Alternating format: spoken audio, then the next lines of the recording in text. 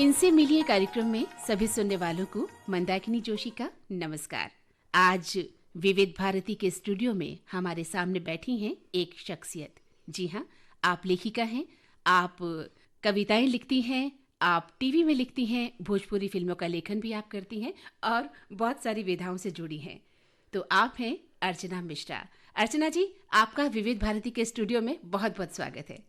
मैं बहुत हर्ष के साथ आपका स्वागत स्वीकार करती हूँ और अपने सभी श्रोताओं को मैं नमस्कार करती हूँ। जी शुक्रिया।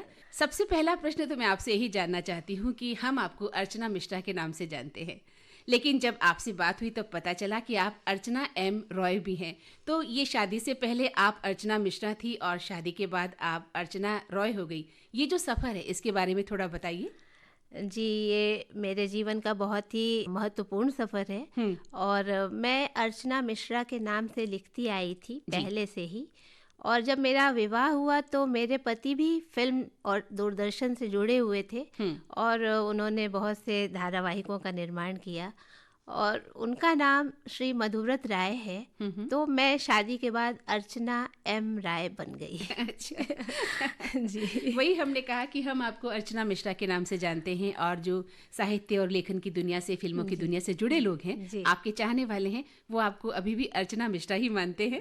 लेकिन आप अपने साथ में अर्चना एम रॉय भी रखती हैं। हाँ बिल्कुल, क्योंकि भारतीय नारी की एक परंपरा है, आप भी जानती हैं जी कि विवाहेतर हमारी उपाधियां बदल जाती हैं। जी। लेकिन चूंकि मैं लेखन उसी नाम से करती थी तो मेरे पति ने कहा कि नहीं, तुम उसी नाम से आगे भी कंटिन्यू करो। जी, तो आप लेखिका हैं अर्चना जी, आप फिल्मों में लिखती हैं, साहित्य और टीवी सभी विधाओं से जुड़ी हुई हैं।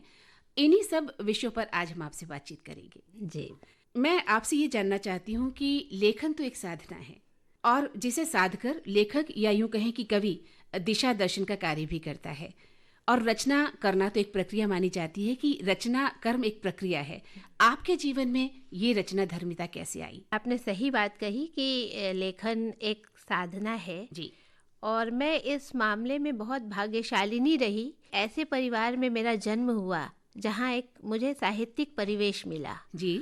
मेरे पिता, मैं बड़े हर्ष के साथ ये बताना चाहती हूँ कि वो आकाशवाणी में सिलेक्शन ग्रेड स्टेशन डायरेक्टर के पोस्ट से रिटायर हुए। तो आकाशवाणी जैसे मेरा परिवार और मेरा घर है। आज मैं यहाँ बैठ के ऐसा महसूस कर रही हूँ जैसे मैं अपने घर में बैठी हूँ। जी बिल्कुल। तो बनारस में काफ़ी दिनों तक उनकी पोस्टिंग रही, जो मेरा निर्माण काल था। हाँ। और काशी की विद्वत परंपरा से सभी परिचित हैं। बिल्कुल। तो नाटक की विधाओं से, संगीत की विधा से, लेखन की विधा से जुड़े लोग अक्सर आया जाया करते और घंटों उनसे बहुत गंभीर बातों पे चर्चा होती। तो वो एक मेरे अंतर में कहीं ना कहीं समाता गया और इस तरह से मैं एक लेखिका बनने के मार्ग पे चली। इसमें एक बड़ा इंटरेस्टिंग मैं आपको किस्सा सुनाना चाहती हूँ कि जब मैं स्नातकोत्तर कर रही थी, पोस्ट ग्रेजुएशन के समय, एक राजनीतिक आंदोलन चला था। तो मैं उससे बड़ी उद्वेलित हुई थी कि माहौल थोड़ा खराब हो रहा था हम छात्राओं के बीच में। तो मैंने उन दिनों जनसत्ता एक अखबार आया करता था, बड़ा प्रतिष्ठित न्यूज़पेपर था वो। मेरे पिताजी कहा करते थे कि इसका संपादकीय पढ़ा करो। प्रभाष जोशी जी उसके संपादक थे। सही। और मैं उस पन्ने को पढ़ती थी। उसमें एक कॉलम आता था चौपाल, जिसमें लोगों के पत्र प्रकाशित होते थे और वो पत्र भी बड़े मायने रखते थे उन दिनों, कि इसमें पत्र प्रकाशित होना भी बड़ी बात थी। तो बड़ा मन उद्वेलित हुआ और मैंने एक पत्र लिखा उस घटना से संबंधित और पोस्ट कर दिया। लेकिन निराशा थी मन में कि अरे मेरा पत्र कहाँ इसमें प्रकाशित होगा। लेकिन 3-4 दिन बीते और पिताजी के एक मित्र आए और उन्होंने मुझे थपकी देते हुए कहा प्यार से कि अच्छा, तो तुम आजकल लेखिका भी बन गई हो। तो मैं आश्चर्य से उनको देखने लगी। मैंने कहा क्या हुआ? तो उन्होंने पेपर सामने रख दिया कि देखो तुम्हारा पत्र आया है। और मेरे तो खुशी का ठिकाना नहीं था। मैं बलियों उछल रही थी कि अरे जनसत्ता में मेरा पत्र प्रकाशित हो गया। और वो विद्यार्थी जीवन में एक उपलब्धि। उसके 3-4 दिन बाद ऐसा हुआ कि हर दिन डाकिया 3-4 पत्र लेके आता मेरे नाम की, और अच्छे अच्छे वरिष्ठ लोगों के पत्र होते जो कुछ प्रशंसा में होते और कुछ मेरी भर्त्सना भी कर रहे होते कि आपका ये विचार सही नहीं है। अच्छा। तो वो पत्र आज तक मेरे पास संकलित हैं। और वहाँ से कहीं न कहीं जो आपने प्रश्न किया कि रचना धर्मिता को कैसे प्रेरणा मिली, जी। मुझे लगा कि शायद मैं लिख सकती हूँ हाँ हाँ। और मेरा अंतर उसमें जुड़ता चला गया। एक वहीं से वो बीज उत्पन्न हो गया प्रस्फुटित। लेखन का, जी। आप यूँ कह सकती हैं। आप इजाज़त दे तो और भी कुछ बातें जी, बताना बताइए। चाहती हूँ, क्योंकि मेरे पिता खुद हिंदी, इंग्लिश और संस्कृत के अच्छे विद्वान थे।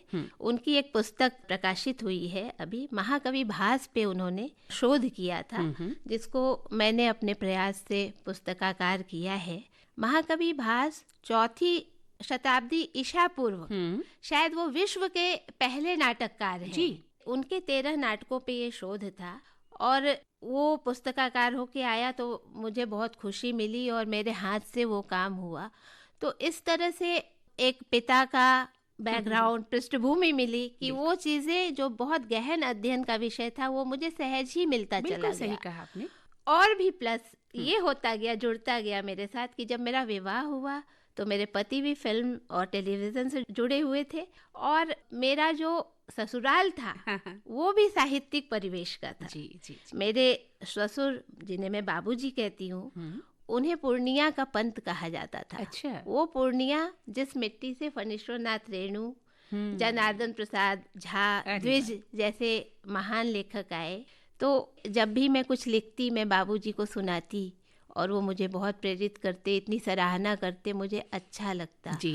क्रमशः मेरा भाग्य कहिए या मेरी पृष्ठभूमि अच्छे लोगों से जुड़ती गई। जी, एक बिल्कुल। ऐसे परिवार से मैं जुड़ी रही कि बहुत प्रोत्साहन मिला मुझे। देखिए, लेखक पिता का जो असर है वो तो पुत्री पर पड़ता ही है, लेकिन आपको ससुर वो भी वैसे ही मिले जो लेखन कार्य से जुड़े हुए थे और विद्वान रहे। हिंदी साहित्य का इतना गहरा ज्ञान उन्हें था कि मैं अभिभूत होती थी उनकी बातों से। तो अर्चना जी, आपके लेखन की शुरुआत तो ऐसे हुई, हमने इस बात को जाना। अब हम ये बात करना चाहते हैं कि जो कहानी है आज हिंदी साहित्य का सबसे पुष्ट अंग माना जाता है। तो पिछले एक सदी की कहानियों पर हम प्रकाश डालें या साहित्य पढ़ें तो लगता है कि पिछली एक सदी में हिंदी कहानी ने आदर्शवाद या यथार्थवाद, प्रगतिवाद की बात करें या मनोविश्लेषणवाद और यहाँ तक कि आंचलिकता, इन सभी से गुजरते हुए बहुत सारे पड़ाव पार कर लिए हैं। तो किस तरह की कहानियाँ आप लिखना पसंद करती हैं? इतने सारे दौर से तो कहानियाँ गुजर चुकी हैं, लेकिन एक लेखक क्या चुनता है अपने लिए, किस तरह की कहानी चुनता है? आपका लेखन किस तरह का है? जी, बहुत अच्छा प्रश्न है, क्योंकि कहानी एक अभिव्यक्ति है। जब हम ज्ञान, भाव और अनुभूति को शब्दों में पिरोते हैं और उसको एक कहानी का रूप देते हैं, तो वो कहानी दिल से दिल तक पहुंचनी चाहिए। वो लेखक की उपलब्धि होती है और मैं ऐसी ही कहानियाँ लिखना पसंद करती हूँ। कहानी के पीछे अतीत में जाएंगे तो साहित्य की कहानी और उसका इतिहास तो सभी जानते हैं जी। पर आपने भी सुनी होंगी अपनी नानी दादी से कहानियाँ। कभी कभी मुझे अपनी स्मृति पे थोड़ा सा अफसोस होता है कि काश मैं वो नानी दादी की कहानियाँ आज भी याद रख पाती। वो क्रमशः सुनाती थी कहानियाँ। हम इंतजार करते थे कि नानी आएगी तो एक महीने वो एक कहानी सुनाती थी। जी, और हमें इंतजार होता था। जी, एक पात्र जंगल से जा रहा है, पहाड़ों पे जा रहा है, तोते के दिल में बैठ गया और मतलब हम ऐसे जैसे आज धारावाहिक का इंतजार करती हैं महिलाएं कि इतने टाइम पे हमें ये देखना है, वैसे हम रात का इंतजार करते थे कि रात होगी तो हमारी नानी हमें कहानी सुनाएंगी। तो ये किस्सा गोई की परंपरा तो बहुत पुरानी है। जी, जी। फिर हमारे जितने आख्यान हैं, पुराण हैं, महाभारत और रामायण जैसे महाकाव्य हैं, कहानियां ही तो हैं, वो पटकथा ही है। जब मैं रामायण पढ़ती हूँ तो मैं सोचती हूँ कि कितनी अच्छी पटकथा लिखी है तुलसीदास जी ने, अलग से कोई पटकथा लिखने की जरूरत नहीं पड़ी। तो मैं ज़्यादातर भावपूर्ण कहानियाँ लिखनी चाहती हूँ जो मानव मूल्यों की संवेदना जिसमें सिमटी हो। और इस बारे में एक बात मैं बताना चाहूँगी अपने अतीत की, कि जब मैं बीएड कर रही थी और बीएचयू से कर रही थी, काशी हिंदू विश्वविद्यालय की एक पत्रिका प्रकाशित होती थी उन दिनों, और उसमें छात्र छात्राओं से रचनाएं मांगी गई थी कि आप अपनी रचनाएं दें। तो मैंने एक कहानी उसमें दे दी थी जी। और हमेशा थोड़ी अंतर्मुखी रही हूँ, तो मुझे लगा मेरी कहानी कहाँ इतने छात्रों में आने वाली हाँ, है। हाँ। पर जब वो मैगजीन आई तो सबसे फ्रंट पेज पे मेरी ही कहानी थी। अच्छा। और वो कहानी एक ऐसी लड़की की थी जिसे लड़के वाले बार बार देखते हैं और किसी न किसी वजह से उसको हो रिजेक्ट जाता करते है। हैं। हाँ, हाँ। और वो उसकी संवेदना हर बार बहुत हर्ट होती हर्ट है। होती है, वो दुखी होती है कि क्या मैं कोई गुड़िया हूँ जिसे सजाया जाए और बार बार तोड़ दिया जाए। तोड़ दिया हाँ, जाए। हाँ। तो वो कहानी कुछ ऐसी लगी लोगों को, पढ़ने वालों को, कि बहुत लोगों ने सोचा कि वो मेरी आप बीती है। और ये होता है। और वो आके मुझे संवेदना व्यक्त करते थे कि नहीं नहीं, तुम एक अच्छी लड़की हो, तुम्हारी शादी हो जाएगी। तो मेरी जी। कहानी रचने का संसार यही है हाँ। कि उस बात को, किसी संवेदना को इस तरह से व्यक्त किया जाए जी। कि वो अपनी सी लगे, पात्र उससे जुड़ जाए, पाठक उससे जुड़ बिल्कुल जाए। सही कहा आपने कि जब हम किसी लेखक की कहानी पढ़ते हैं या मंच पर कोई नाटक देखते हैं या हम खुद मंच पर कोई नाटक करते हैं, तो लोग सोचते हैं कि आपके जीवन से जुड़ा प्रसंग था जी या जी। ये आपने जो कहानी लिखी है क्या आपके जीवन से जुड़ी है। तो यही कहानी की सफलता है बिल्कुल कि पाठक को लगे कि अरे ये तो मेरी भी कहानी है ना। ये बिल्कुल अनुभूति के स्तर पे वो पाठक उससे जुड़ जुड़ जाना चाहिए। तो आप तो फिल्म से, टेलीविजन से, टीवी से, साहित्य से, सभी से जुड़ी हुई हैं। कौन सा लेखन आपको संतुष्टि देता है?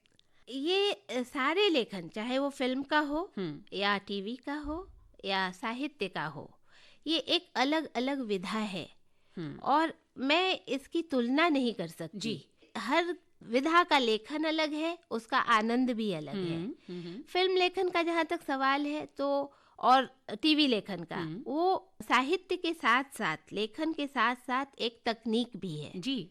वहाँ पे एक तकनीक के अंतर्गत आपको काम करना होता है कि इतने घंटे की ये चीज़ बनने वाली है और इसको इस तरह से प्रस्तुत करना है, इसमें इतने पात्र होंगे, तो वो सीमाएं आपके पास तय होती रहती हैं। हैं। जी। जी, तय सीमा में आपको अपनी बातों को इस तरह से कहना देना है होता कि है। वहाँ भी दर्शक और श्रोता उसको अपना समझे, उससे जुड़ जाए, तभी वो सफलता वहाँ पे मिलती है। साहित्य एक गहरी विधा है, अमूमन हम सभी जानते हैं, और संवेदनाएं, अभिव्यक्तियां, अनुभूतियां वहाँ भी सेम हैं, लेकिन हाँ, वहाँ पे हम अपनी भाषा को परिमार्जित रूप में रख सकते हैं। जबकि जब हम फिल्म लिखते हैं या टीवी में लिखते हैं तो आजकल ये डिमांड होती है, एक लेखिका के तौर पे मैं ये ज़रूर बताना चाहूँगी कि आप ऐसी हिंदी मत लिखें जो लोगों को समझ ना आए, सहज और सरल भाषा हो। साहित्य कहीं कहीं क्लिष्ट भाषा की मांग करता है, तो वहाँ हमें भाषा का अंतर देखना होता है। वैसे तीनों ही विधाएं मुझे उतनी ही संतुष्टि देती हैं, कोई अंतर नहीं, मैं उसमें भेद नहीं करती। जब जो लिख रही होती हूँ तो उसमें पूरी तरह से डूब जाती हूँ।